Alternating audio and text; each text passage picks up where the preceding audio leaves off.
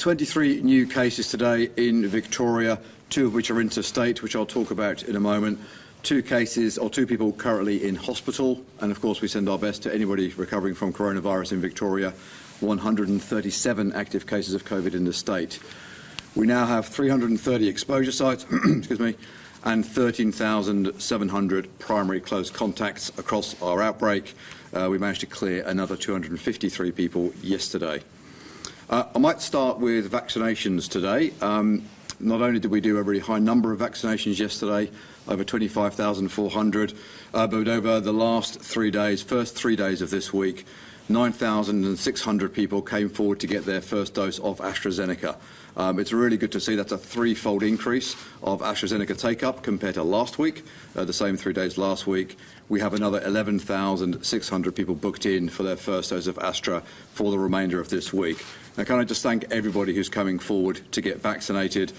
We have in total across both Pfizer and AstraZeneca, first and second dose, almost 250,000 bookings already made over the next 4 weeks, 248,164 for those who want the detail. But we also have around 240,000 appointments left over the next 4 weeks, primarily AstraZeneca, but also significant amounts of Pfizer across our 51 state clinics. I would please urge now all Victorians, it's time to get our vaccination journey done. We have significant numbers of people who have been eligible for a while to get vaccine, both Pfizer and AZ. We would really like you to come forward and get it done. And for those who are newly eligible, particularly those under 39 for AstraZeneca, please have that conversation with your doctor and with anybody else you wish to consult and make a decision that's right for you, recognising we all need to get vaccinated as soon as we reasonably can. In terms of the 21 local cases today, 15 of those were in quarantine for their entire infectious period. We have 10 of those cases associated with Altaqua College, 3 staff members, 1 student and 6 household members. They are all otherwise well, and they were all in isolation for the duration of their infectious period.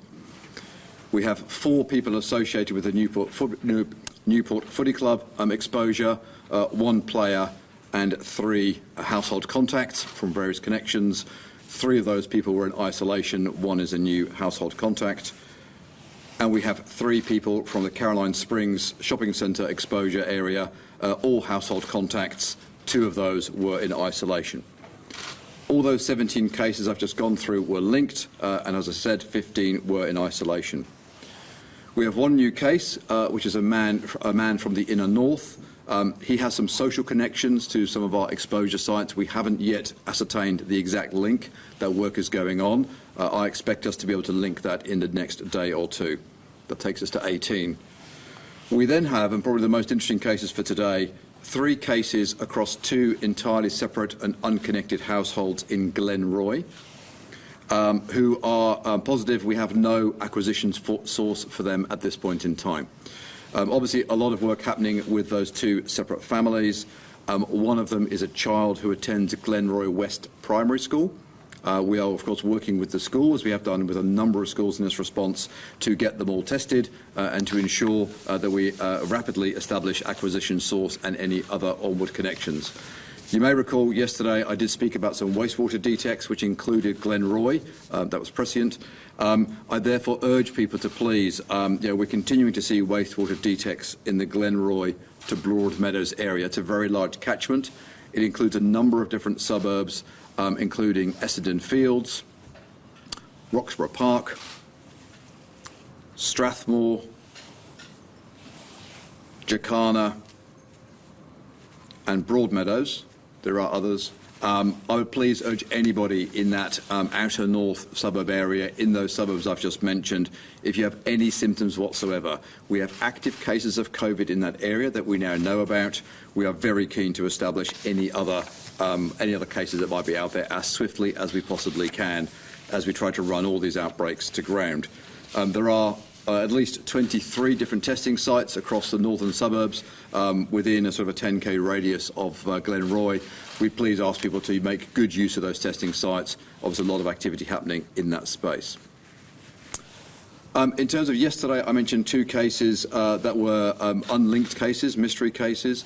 I'm pleased to confirm that both cases have now been linked genomically to the outbreak that we're dealing with. So the genomics lines up to this wider Hobson's Bay kind of cluster that we're working through. The City of Melbourne father and son pairing, we continue to work with them and continue to test the school community at St Michael's Primary School. We've also got a couple of apartment buildings that we're doing a lot of testing on. That work continues. Again, we have a number of other leads to follow up epidemiologically, but the genomics links it very clearly. Similarly, the family of 3 in Melton are all but linked. Again, we have a number of very strong connections that we're just trying to finalise. We now have 25 exposure sites listed in the Melton area, and we really need to see a continued strong drive for testing in the City of Melton. I'm really pleased to see we've seen an 8-fold increase in testing levels in Melton last couple of days ago compared to a week before. So 6,600 tests done on Tuesday just in the City of Melton. So we're really seeing that whole community come out in force to get tested. My thanks to you for doing so. It is really important that we land this one and understand if there's any other onward transmission. We're confident at this point that we think it's a downstream transmission again from the Hobson's Bay cluster, but we need to use this opportunity to really get our hands around it. We have boosted capacity at testing sites across the whole West area. We're adding a new testing site, went live this morning at the Melton Seniors Community and Learning Centre. That was already very busy this morning, so please, if you are coming out to get tested, if you're coming out this morning, check the sites and the waiting times before you go. Find the sites nearest to you that are not as busy as the other ones, and I'll talk about that a bit more in a moment. Now, the 2 interstate cases today are really a salutary lesson in the risks of interstate travel at this point in time. We have 2 women who travelled together on Monday, the 9th of August, so Monday just gone, who flew in from Sydney on the QF 471 about 5 p.m. And arrived in Melbourne.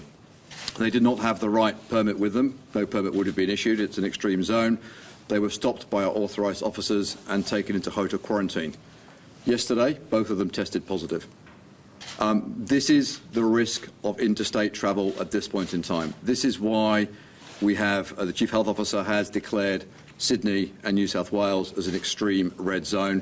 This is why we are putting such significant barriers in place to limit all unnecessary travel between our states at this most critical time. The consequences of these 2 positive cases not having been stopped, turning positive in the community and then spreading on through Melbourne and Victoria are not, we do not need to see more incursions of the type we're already dealing with over the last few weeks. Over the last month, we have stopped 6,000 passengers at Melbourne Airport and at the airports. 190 of those have been put into hotel quarantine. 65 of those have been returned. So can I give a huge thanks to the authorised officers team and all the staff at Melbourne Airport for that ongoing vigilance. Daily we meet every single flight that arrives.